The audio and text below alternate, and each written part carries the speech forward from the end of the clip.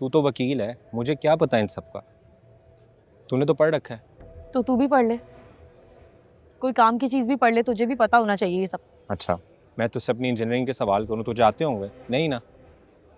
तेरा प्रोफेशन है यार, तेरे से पूछूंगा ना।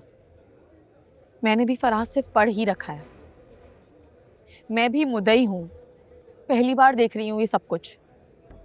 हाँ पढ़ रखा है, जानती हूँ, वकील हूँ, लेकिन इसका मतलब ये नहीं है कि मुझे डर नहीं लग रहा है, मुझे टेंशन नहीं हो रही है, तेरी तरह घबराहट नहीं हो रही है।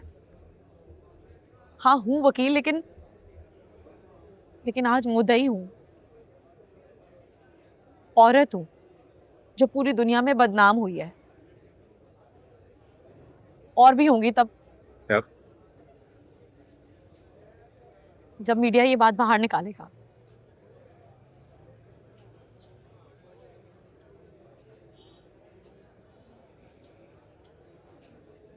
अगर तुझे डर लग रहा है तो तेरा हाथ पकड़ लूं पाकिज़ा?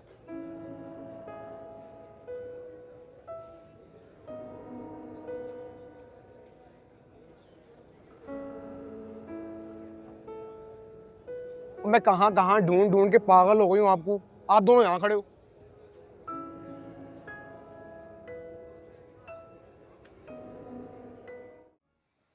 ओए होए होए होए होए, यासीन की माँ तो हाथों से निकली जा रही थी और फिर बेहोश होके गिर गई। वो डॉक्टर की बीवी ने एम्बुलेंस को फोन करके बुलाया है।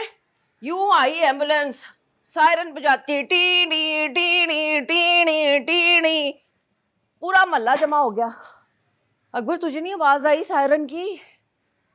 और वो यासीन की दुल्हन, नई नवेली बेचारी,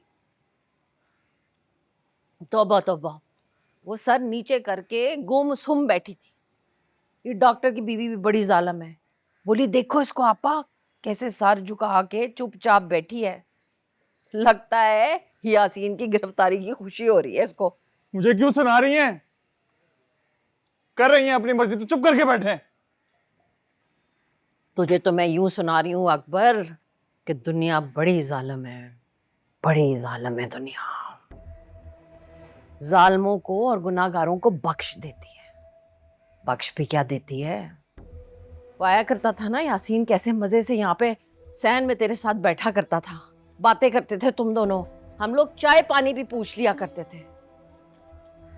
लेकिन तुझे, मुझे, तेरे अब्बू जी को, असगर को, हमारी पाकीज़ा को किसी ने नहीं बख्शा। सबने सजा दी, हमने खुद भी अपने आप को सजा दी। और वो यासीन, उसके जुल्म का, उसके गुनाह का बदला लेने की हमें किसी में हिम्मत नहीं थी। और फिर जो आज वो बेगुनाह बेकसूर यासीन की माँ बेहोश होके गिरी है और एम्बुलेंस आई है उसे लेने के लिए, टीणी टीणी टीणी, पूरा मोहल्ला जमा होके देख रहा था। तुझे नहीं आई आवाज? तू भी आ जाता, तू भी आ जाता, पर तू तो सो रहा था, तेरी नींद गहरी है ना। तू आके देखता, उस बेहोश औरत को एम्बुलेंस तक पहुंचाता तू आके।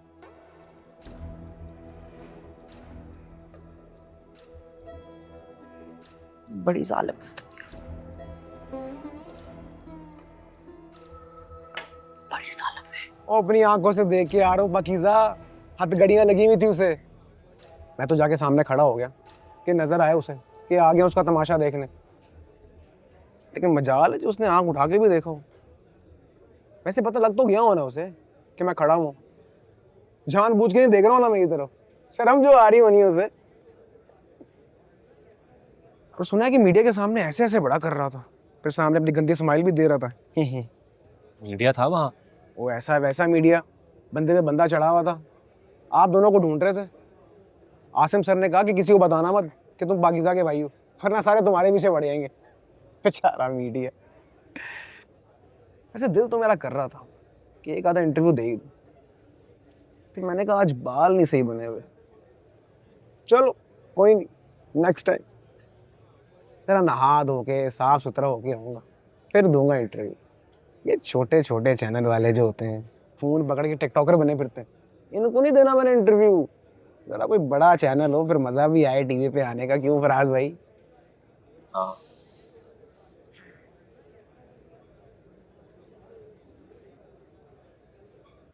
तो बस देखेंगे तमाशा हमारा टीवी पर। फिर क्या, हंगामा होगा, शुरू से शुरू होगी कहानी। मेरे स्कूल का रिजल्ट, कॉलेज की फीस, यूनिवर्सिटी की सिफारिशें, अम्मी की डेथ, बाजों का वापस आना, दरमियान वाली बहन की मंगनी टूटना, उससे छोटी वाली की शादी ना होना। सबका कसूरवार कौन होगा? सिर्फ मैं, क्योंकि मैं तुझसे प्यार जो करता था, शादी करना चाहता था तुझसे। और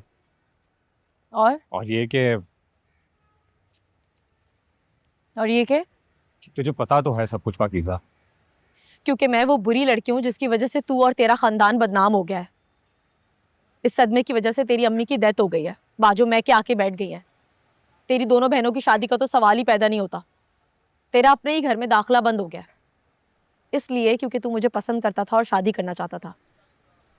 नहीं फराज,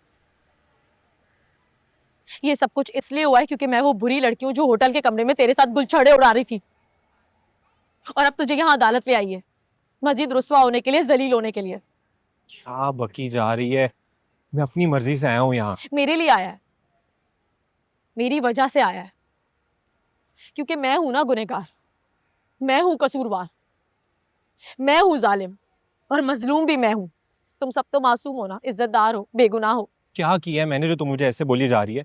वो असगर का गुस्सा मेरे ऊपर क्यों उतार रही है? हाँ, तुझे ये नजर नहीं आता इस सब के बावजूद सब कुछ छोड़ के मैं तेरे साथ खड़ा हूँ?